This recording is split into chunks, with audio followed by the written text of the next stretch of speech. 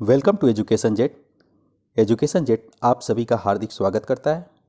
आपकी बेहद डिमांड तथा प्यार के कारण एजुकेशन जेट पर्यावरण की कक्षाएं सुचारू रूप से चला रहा है, जो UP TET, C TET, UPSC, UPPCS सभी वनडे एग्ज़ाम के लिए बहुत ही इंपॉर्टेंट है। चैनल को लाइक और सब्सक्राइब करना ना भूलें तथा इसकी नोटिफिकेशन भी ऑन कर लें, ताकि जब भी मैं वीडियो अपलोड करूँ आपके पास जो है उसकी नोटिफिकेशन जाए और आप वीडियो आसानी से देख सकें। तो टाइम ना वेस्ट करते हुए हम लोग स्टार्ट करते हैं सौरमंडल। ये बहुत ही इंपॉर्टेंट टॉपिक है, ये पर्यावरण तथा भूगोल दोनों का पार्ट है। ठीक है, अब हम देखते हैं पूर्ण चंद्र क्या होता है, जिसको हम बोलते हैं पूर्णिमा। तो ये क्या होता है, महीने में सिर्फ एक बार देख आप सकते हैं पूर्ण चंद्र को, या इसको हम महीने में एक बार देख सकते हैं।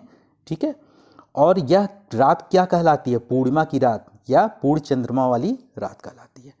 और 15 दिन के बाद क्या होता है, हम इसे नहीं देख सकते। ठीक है, या नए चंद्रमा की रात हो जाती है या अमावस्या की रात कहलाने लगती है।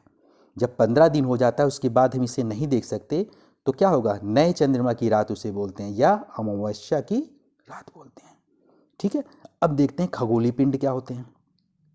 तो सूर्य, चंद्रमा तथा वे सभी वस्तुएं जो रात में क्या होते हैं, चमकते हैं, उनको हम क्या बोलते हैं, खगोलीय पिंड बोलते हैं। ये बहुत इंपॉर्टेंट है। ये किससे बने होते हैं, हाइड्रोजन से बने होते हैं।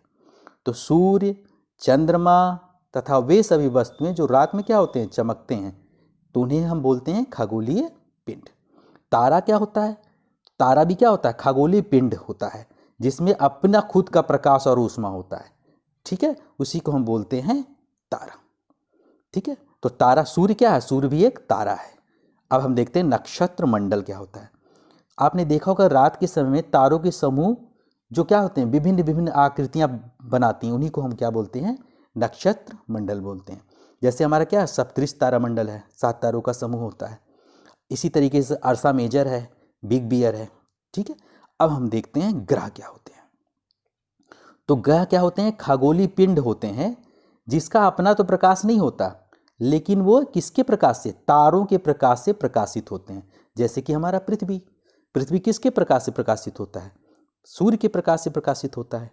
तो तारा हमारा सूर्य हो गया। तो इस तरीके से ये हो गया। आगे अब देखते हैं, अब सौरमंडल की बात करते हैं। सौरमंडल में कितने ग्रह होते हैं। ग्रह क्या होते हैं, वो सूर्य की परिक्रमा लगाते हैं, उन्हें हम ग्रह कहते हैं। उपग्रह क्या होते हैं, जो ग्रह की परिक्रमा लगाते हैं। अब हम यहाँ पे देखते हैं सूर्य जो है, सूर्य ये हो गया हमारा। सूर्य से सबसे निकट हमारा बुध, जिसको हम क्या बोलते हैं, मरकरी, शुक्र, वीनस, पृथ्वी, अर्थ, फिर मंगल। ठीक है, फिर उसके बाद बृहस्पति, शनि, अरुण, वरुण। अरुण को बोलते हैं क्या हम, अरुण हमारा होता है यूरेनस, और इसको नेपच्यून बोलते हैं वरुण को। तो बुध, शुक्र, पृथ्वी, मंगल, बृहस्पति, शनि, अरुण, वरुण, ये होता है इनका सीक्वेंस। ये क्या होता है, बढ़ते हुए क्रम में है, मतलब सूर्य से इनकी दूरियां बढ़ती हुई है। अब देखते हैं हम बहुत इंपॉर्टेंट चीज, बृहस्पति, शनि तथा यूरेनस, जिसको हम क्या बोलते हैं, अरुण। ठीक है, चारों ओर छल्ले हैं।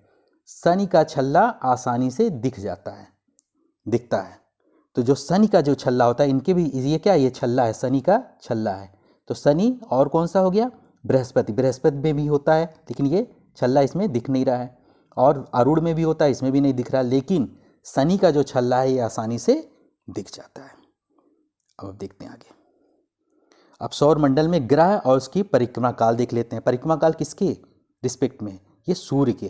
तो ये सूर्य का परिक्रमा कितने दिनों में करते हैं या कितने सालों में करते हैं, इन ग्रहों का हम देखते हैं। तो हम पहले देखते हैं बुध। तो बुध जो है सबसे नज़दीक है, तो सबसे कम समय लेगा। जो सबसे नज़दीक होगा वो क्या होगा, सबसे कम समय लेगा। उसका क्या होगा, उसका जो गोला बनेगा, जो सबसे नज़दीक होगा उसका गोला क्या होगा, छोटा बनेगा। जो सबसे दूर होगा उसका गोला ज़्यादा बड़ा बनेगा, तो यानी ज़्यादा टाइम लेगा। तो बुध की हम बात करें तो बुध क्या है, 88 दिन लेता है, यानी सबसे कम। उसके बाद हमारा बुध हो गया, फिर शुक्र आ जाता है। शुक्र कितना, 255 दिन लेता है। फिर वरुण या नेपच्यून बोलते हैं, जो ये सबसे बाहर होता है, सबसे बाहर ये हो गया हमारा वरुण। ये सबसे ज़्यादा लेगा, कितना, 168 साल सबसे ज़्यादा ये लेता है। और पृथ्वी हमारी जो है, तो पृथ्वी हमारी कितना लेती है, पृथ्वी जो है हमारी 365 दिन लेती है। तो 365 दिन जो है पृथ्वी, वैसे होता क्या है 365 दिन पूरा ये लेती है इसका चक्कर लगाने पे। ठीक है, तो ये इस तरीके से हमारा ये हो गया। आगे देखते हैं, सबसे ज़्यादा उपग्रह किसकी हैं? बृहस्पति के हैं। ये बहुत इंपॉर्टेंट है। उपग्रह क्या होते हैं? जो ग्रह के चारों ओर चक्कर लगाते हैं, उसी को हम उपग्रह बोलते हैं। तो सौर मंडल जो होता है किससे किससे बनता है? सूर्य और 8 ग्रहों से मिलकर, और कुछ खगोलीय पिंड हैं, इनसे मिलकर क्या होता है, जैसे क्षुद्र ग्रह, उल्का पिंड, इन सब से मिलकर क्या बनता है? सौर मंडल का निर्माण होता है। ठीक है, पहले क्या थे? सूरज और 9 ग्रह होते थे। ठीक है, अब क्या हो गया? अब प्लूटो को जो है ग्रह की उससे श्रेणी से हटा दिया गया। तो पहले क्या था? पहले सूर्य और 9 ग्रह होते थे, अब 8 ही ग्रह रह गए। सूर्य की दूरी पृथ्वी से लगभग कितनी है? 15 करोड़ किलोमीटर। बहुत इंपॉर्टेंट क्वेश्चन है। पृथ्वी का जुड़वा ग्रह किसको बोलते हैं? शुक्र को बोलते हैं, पृथ्वी का जुड़वा ग्रह। अब देखिए, प्लूटो को जो है 2006 में ग्रह श्रेणी से हटा दिया गया और इसे बौने ग्रह की श्रेणी में डाल दिया गया। ये बहुत इंपॉर्टेंट है। तो 2006 में इसको हटा दिया गया, क्योंकि क्या था कि ये इसका ऑर्बिट जो था ये एकदम एग्जैक्ट ओपेक शेप में नहीं था, अंडाकार नहीं था। इसका जो ऑर्बिट था थोड़ा जिगजैग टाइप में हो गया था, जिससे क्या था, इसे इस श्रेणी से हटा दिया गया। अब देखते हैं, यानी ये कह सकते हैं कि ये जो है ग्रह के जो भी क्राइटेरिया है उसको फुलफिल नहीं करता था। केपलर्स लॉ भी है ना ये सब, तो उनकी फुलफिल नहीं कर रहा था ये। अब देखते हैं, चंद्रमा की सतह पर सर्वप्रथम कदम किसने रखा था? 21 जुलाई 1969, 21 जुलाई 1969 में नील आर्मस्ट्रांग ने सर्वप्रथम चंद्रमा पर कदम रखा था। चंद्रमा का व्यास क्या है? पृथ्वी का 1/4 है। और चंद्रमा की दूरी कितनी है? 384400, इकाई, दहाई, सैकड़ा, हजार, 10,000, लाख, 3,84,400 किलोमीटर। ठीक है, अगर अंतरिक्ष में पृथ्वी को देखने पर कैसा दिखता है? पृथ्वी नीले रंग का क्यों दिखाई देता है? इसका रीजन क्या है? क्योंकि 2/3 जो है क्या है? पानी है। पृथ्वी पर 2/3 जो है पानी है, और 1/3 जो है इस पे केवल हमारा क्या है? पृथ्वी पे 1/3 जो है भूखंड है। ठीक, अब चंद्रमा पृथ्वी का चक्कर कितने दिन में लगाती है? 27 दिन में लगाती है। चंद्रमा क्या उपग्रह है? किसका? पृथ्वी का, क्योंकि पृथ्वी क्या है? ग्रह है। तो 27 दिन में चक्कर लगाती है। और चंद्रमा पे ना तो पानी है और ना ही वायु है। ठीक, क्षुद्र ग्रह अब देख लेते हैं। तो क्षुद्र क्या क्या होते हैं? तारों, ग्रहों, उपग्रहों के अतिरिक्त असंख्य छोटे छोटे क्या होते हैं? पिंड होते हैं, जो सूर्य के चारों तरफ क्या लगाते हैं? चक्कर लगाते हैं। इन पिंडों को क्षुद्र ग्रह कहते हैं। ठीक है, छोटे ग्रह, क्षुद्र ग्रह। नेक्स्ट देखते हैं, कुछ महत्वपूर्ण बिंदु देखते हैं। क्षुद्र ग्रह मंगल, बृहस्पति की कक्षाओं के बीच में पाए जाते हैं। ये बहुत इंपॉर्टेंट है। क्षुद्र ग्रह किसके किसके कक्षाओं के बीच में पाए जाते हैं? मंगल और बृहस्पति। ठीक है, उल्का पिंड देख लेते हैं। तो पृथ्वी के चारों ओर चक्कर लगाने वाले छोटे छोटे टुकड़ों को हम क्या बोलते हैं? उल्का पिंड बोलते हैं। ठीक है, तो क्षुद्र ग्रह जो होते हैं वो सूर्य के चारों ओर चक्कर लगाते हैं, और उल्का पिंड जो होते हैं ये भी जो है सूर्य के ही चारों ओर चक्कर लगाते हैं, लेकिन ये छोटे छोटे टुकड़े होते हैं। और ये क्या होते हैं? क्षुद्र ग्रह छोटे होते हैं, ग्रह से थोड़े छोटे होते हैं। ठीक है, आकाशगंगा की बात करते हैं। आकाश में एक ओर से दूसरी ओर तक फैली चौड़ी सफेद पट्टी को हम क्या बोलते हैं? आकाशगंगा या मिल्की वे बोलते हैं। ठीक है, आकाश में एक ओर से दूसरी